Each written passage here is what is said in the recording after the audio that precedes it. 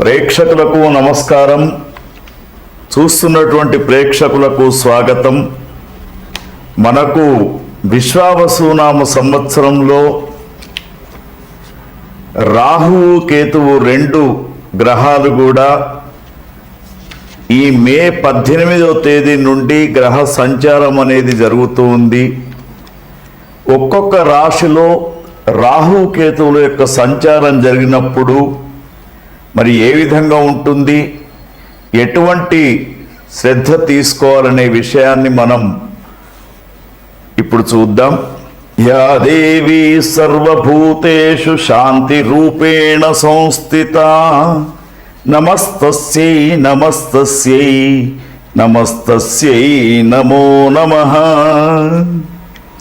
చూస్తున్నటువంటి ప్రేక్షకులకు విశ్వావసునామ సంవత్సరంలో కర్కాటక రాశి వారికి రాహు కేతు యొక్క సంచారం ఈ 18వ తేదీ నుండి మార్పు చెందుతూ ఉంది. కాబట్టి వారు ఎటువంటి జాగ్రత్తలు పాటించాలి, ఎటువంటి నిర్ణయాలు తీసుకోవాలనే విషయాన్ని మనం ఇప్పుడు జ్యోతిష్ శాస్త్ర ప్రకారంగా చూసినప్పుడు వీరికి రాహు యొక్క స్థానం అష్టమ స్థానంలో 18వ తేదీ నుంచి రాహువు, అదేవిధంగా కేతువు ద్వితీయ స్థానంలో 2వ స్థానంలో ఉన్నాడు.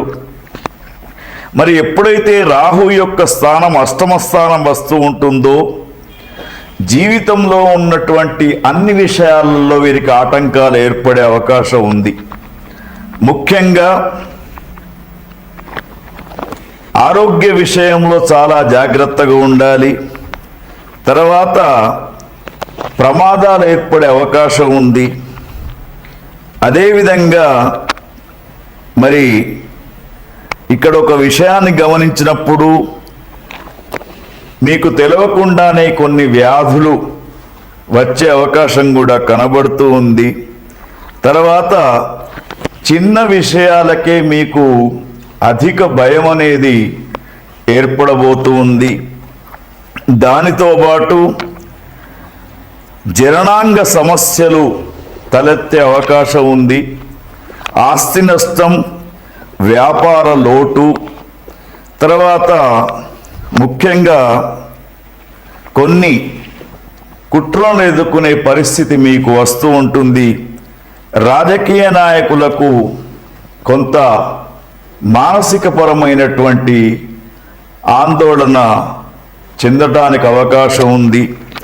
తర్వాత ముఖ్యంగా వీరికి వ్యాపార వృత్తి చేసేవారికి, వ్యాపారస్తులకు రాహుగ్రహం యొక్క సంచారంతో నష్టం ఏర్పడే అవకాశం ఉంది. తర్వాత ముఖ్యంగా వైరల్ ఇన్ఫెక్షన్స్ సోకే ప్రమాదం కూడా కనబడుతూ ఉంది. తర్వాత ముఖ్యంగా వీరి యొక్క స్వగృహాలలో ఇంట్లో ఉన్నటువంటి నగలు దొంగతనమయ్యే అవకాశం కూడా కనబడుతుంది. కాబట్టి చాలా జాగ్రత్తగా మహిళలు, ఇంటి యజమానులు జాగ్రత్తగా ఉండాలి. తర్వాత కేతుగ్రహాన్ని గమనించినప్పుడు 2వ స్థానంలో కేతు ఉన్నాడు. కేతువు కూడా ఇక్కడ సరి అయినటువంటి ఫలితాన్ని ఇచ్చే విధంగా లేడు. ప్రతికూల ఫలితాలు కనబడుతూ ఉన్నాయి వీరికి. ముఖ్యంగా రుచిలేని యొక్క ఆహారం తినడం, తర్వాత నాలుక పైన ఒక వింతనైనటువంటి వ్యాధి సోకడం, దానితో పాటు రోగస్థానం పెరిగే అవకాశం, ముఖ్యంగా ఆదాయ లోపం అనేది జరుగుతూ ఉంటుంది.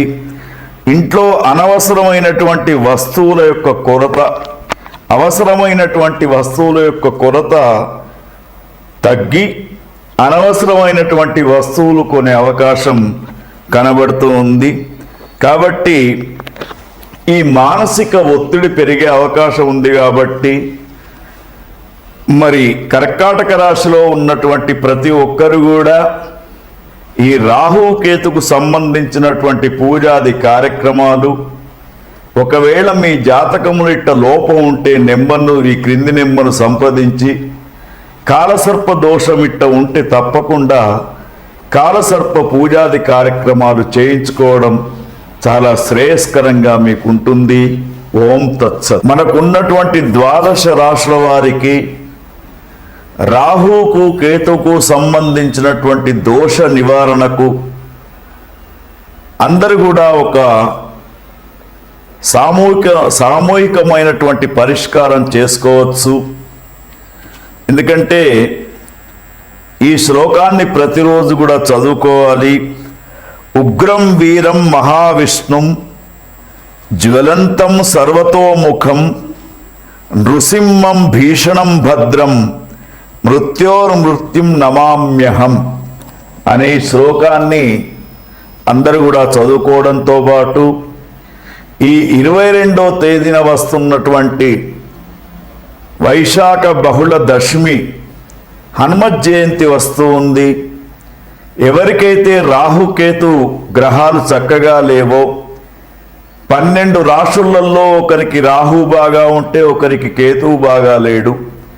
కాబట్టి 12 రాశులకు సంబంధించినటువంటి అందరూ కూడా 22వ తేదీ తప్పకుండా ఆంజనేయ స్వామి వారి యొక్క పూజాది కార్యక్రమాలు, ఆకు పూజ కావచ్చు, లేదా చందనము పూయడం కావచ్చు, వడల పేర్లు వేయడం కావచ్చు, లేదా 5 అరటిపండ్లు నైవేద్యం సమర్పించడం తప్పకుండా చేయాలి. తర్వాత ప్రస్తుతం ఉన్నటువంటి మన దేశ పరిస్థితుల దృష్ట్యా కూడా రాహు కేతువులతోటే కాలసర్ప దోషం ఏర్పడి మనకు భయంకరమైనటువంటి పరిస్థితులు వస్తూ ఉన్నాయి. కాబట్టి ఇంకొక సులభమైనటువంటి మార్గం ఏమిటంటే మనకు ఈ 14వ తేదీ రాత్రి 10:32 వృషభ రాశి నుండి గురుగ్రహం మిథున రాశిలోకి ప్రవేశిస్తున్నటువంటి సమయంలో సరస్వతి నదికి పుష్కరాలు వస్తూ ఉన్నాయి. మరి సరస్వతి నది మనకు ఎక్కడో లేదు, త్రివేణి సంగమం అయినటువంటి ప్రయాగలో కుంభమేళ జరిగిన దిక్కుంది. మరి మనకు కాళేశ్వర క్షేత్రములో సరస్వతి నది అంతర్వాహినిగా ప్రవహిస్తున్నది. కాబట్టి 15వ తేదీ ప్రారంభమైనటువంటి యొక్క పుష్కరాలు 26వ తేదీ దాకా ఉంటూ ఉంటాయి. ప్రతి ఒక్కరు కూడా పుష్కర స్నానం చెయ్యండి. తర్వాత అక్కడ ఉన్నటువంటి కాళేశ్వర ముక్తేశ్వర స్వామి వారి యొక్క దర్శనం చేసుకోండి. తల్లిదండ్రులు లేనటువంటి వారు పితృతర్పణాలు, శ్రాద్ధాది కార్యక్రమాలు కూడా చేసుకుంటే ఈ రాహుకేతువుల యొక్క పరిష్కారం అనేది జరుగుతూ ఉంటుంది. రాహుకేతువులు ముఖ్యంగా రాహుకేతువులు ఏమిటంటే ఛాయాగ్రహాలుగా చెప్పినా కూడా గ్రహణం ఏ విధంగా అయితే పీడిస్తూ ఉంటుందో వీళ్ళు ఆ విధంగా పీడిస్తూ ఉంటారు. కాబట్టి మరి తప్పకుండా ఇప్పుడు మేము చెప్పినటువంటి 2 పరిష్కారాలు మరి ఏదైతే ఉందో సరస్వతి పుష్కర స్నానం లేదా ఆంజనేయ స్వామి వారి యొక్క ఆరాధన తప్పకుండా మీరు చేసుకుంటే రాహుకేతులు చాలా అనుకూలంగా ఉంటారు. ఈ విశ్వావసునామ సంవత్సరం మీరందరూ కూడా క్షేమంగా ఉండాలని కోరుకుంటూ ఓం తత్సత్.